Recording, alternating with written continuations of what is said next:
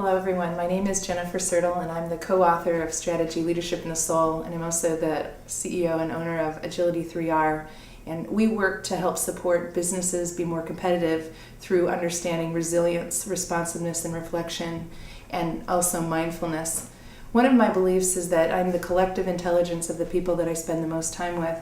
And I work really hard to meet and spend time with people that really ask me to grow and challenge me so that my mind and my experience in life can be much more expansive. I feel really privileged today because I'm here to introduce you to a friend and colleague of mine named Nancy Lynn Cotter, who has founded the Self-Worth Coalition.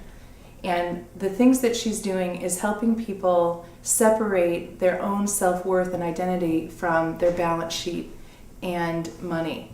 And there's a lot of initiatives that she will tell you underneath the Self-Worth Coalition. But before then, I want to share with you, I live in Rochester, New York, and I live in the United States, and every day I turn on the news and I'm inundated with information about the debt crisis, obesity crisis, and I really hope that people look at people's weight and people's debt and begin to look underneath what is the core cause. I think that we can give solutions on the surface, but until we address what's at the core, I think we'll continue to have some of the challenges that we have, and I don't think it needs to be that way. I think underneath obesity and debt is a real hunger for a person to feel safe and to feel that they have something to contribute. So with that, I'd like to introduce you to Nancy. Nancy, thank you for being here today. Thanks. It's wonderful to be here. So great. So before we begin learning a little bit more about the coalition and your current work, I'd really like to know a little bit about how you began to grow up and begin to see the world. How did you begin to understand yourself in the context of the world? Well, it's interesting because I was sort of the runt of the litter. I was tiny, and my brother is like a 6 foot. My sister is, tall, and having an older brother. There was instant competitiveness and teasing, and of course I was little. Not only was I little, but I was a girl in the 1950s when that was very restrictive, actually. And I saw instantly this, inequality. Why could he do things and I couldn't? Girls are supposed to play with dolls. Well, I didn't want to play with dolls. I was all about lizards and horned toads, and I was very fortunate that my grandparents had a ranch in Texas with cattle and horses, and that was my instant love. And I could play out all my fantasies about how powerful I was, because inside of my own mind, I was all powerful. I could do anything when I was young. And so, but that little girl, that little me, was always constantly feeling she had to prove herself worthy. Constantly. And, arguing with my brother about it, or whatever it is, and some of those things that are not intended to hurt you, quote unquote, but do. And we begin to take on these false beliefs about who we are. And I certainly did. And I've had a lifelong, now I can look back on it, and a lifelong journey with self-worth, really. Was there any foreshadowing when you were younger that you would take on an initiative that was global, and any insight into how you would be prepared for today? What's interesting is that I never really saw myself in a leadership role like this at all. It just wasn't something that crossed my mind. However, with foreshadowing, and what's interesting is that I intuitively and instinctually was all about fighting for the underdog, which of course, was myself as well, being the little girl, but also coming of age during the civil rights movement. And my parents were youth fellowship leaders at our Methodist church in our little town, and very active. They created this wonderful program during the civil rights movement where we exchanged with an African American church, Methodist church, in Center City, Philadelphia, to come out to our little rural suburban town we would switch for weekends. So we, our white little congregation of youth people, would go and spend a weekend going to their church, living with their families, and vice versa.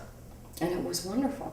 It was a true, wonderful program, really walking in love thy neighbor as thyself, true Christian belief, right? Just the purity of what Christ would teach.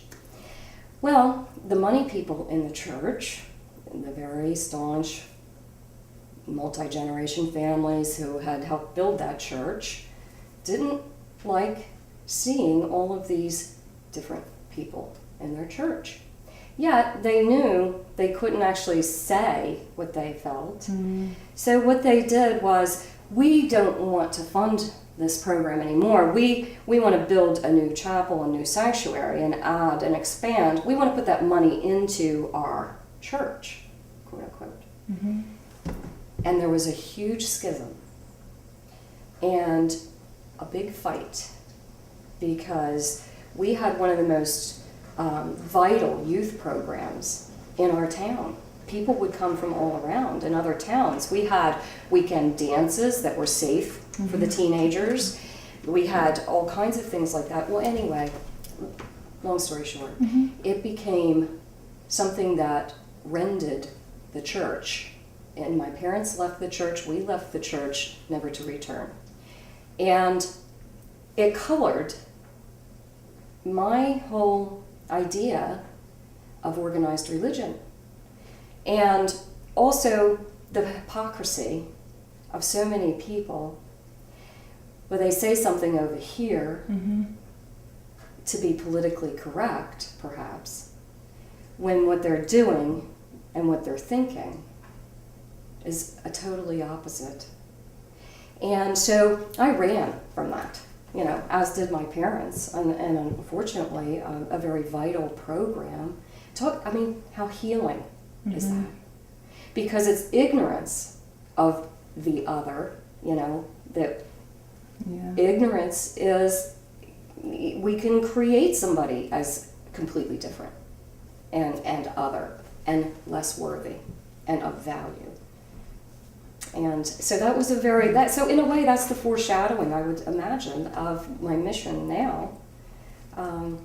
It's sad, in the story, it's a really good exercise in inclusion and exposure ended up creating separation. Yes. Which is, I think that in a global economy, and the work that I do with my clients is really to help my clients understand that the more diverse they listen, and the more diverse they spend time and get different reference points, the more they'll be able to participate in the global economy. Absolutely. And so it's sad that occurred, but because it catalyzed in you a desire to create inclusion at a much broader scale, maybe that lesson was worthwhile.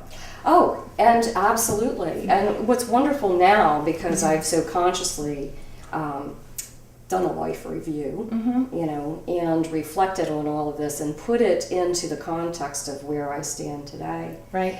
It was essential, ultimately essential to my education, because it showed me the truth in a lot of things, and to be able to see through what people are saying can be very opposite of what they're doing and what they believe.